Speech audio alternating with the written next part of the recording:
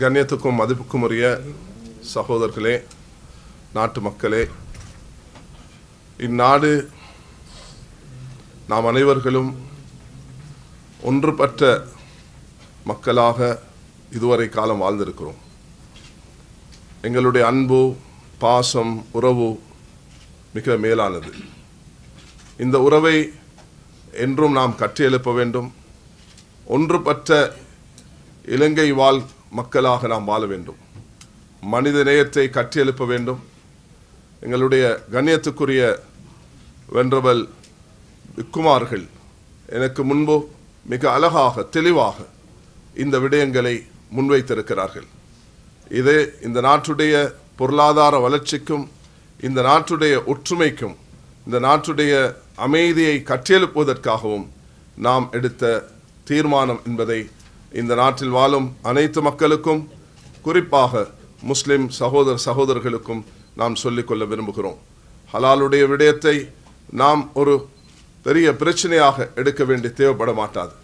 இதை நாம் மிக அழகாக இந்த நாட்டுடைய எதிர்கால வெற்றிக்காக, இந்த எதிர்கால ஒற்றுமைக்காக இதை அடிப்படையாக எடுத்து, கட்டாயமாக இதனுடைய லோகோ வர வேண்டும் என்ற ஒரு நிபந்தனை இருந்ததை, அது கட்டாயம் என்றதை நீக்கிவிட்டு அது அனுமதிக்கப்பட்ட ஒன்றாக இதை யாரும் வேணுமென்றாலும் வைத்துக் கொள்ளலாம், இல்லைன்றால் நீக்கிக் கொள்ளலாம் என்ற ஒரு நிலைப்பாட்டுக்கு நாம் வந்திருக்கிறோம்.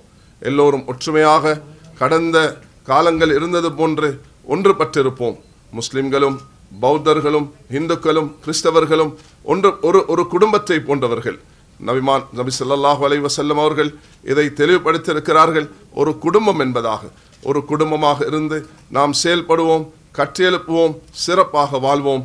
இதை ஒரு பிரச்சனையாக எடுத்துக்கொள்ளாமல் மிக நல்லவர்களாக இந்த விஷயங்களை நாம் செயல்படுவோம். இது எல்லா சாராருக்கும், எங்களுடைய கௌரவ வெல்லமல்ல ஹாமுதர் அவர்கள் சொன்னது போன்று, ஒரு சாராருக்கு வெற்றி, இன்னொரு சாராருக்கு தோல்வி என்பது அல்ல. இது இரு சாராருக்கும் இது வெற்றியாகத்தான் அமைய போகிறது. இது நாட்டுடைய ஒரு உயர்வுக்கும் கண்ணியத்துக்குமாக செயல்படுத்தப்பட்டது. எங்களுடைய அவர்கள் தமிழிலும் இதை அழகாக விவரித்தார்கள். அதையும் நாம் எடுத்து செயல்பட வேண்டும் என்று நாட்டு மக்களுக்கும், குறிப்பாக முஸ்லிம் சகோதரிகளுக்கும் நாம் வேண்டிக் கொள்கிறோம். இது சம்பந்தமான விளக்கங்களை தெளிவாக நாம் முன்வைப்போம் என்பதையும் சொல்லி முடித்துக் கொள்கிறேன். வாஹிரு தாவானா அல்ஹம்துலில்லாஹி ரப்பில் ஆலமீன். வஸ்ஸலாமு அலைக்கும் வரஹ்மத்துல்லாஹி வபரகாத்துஹு.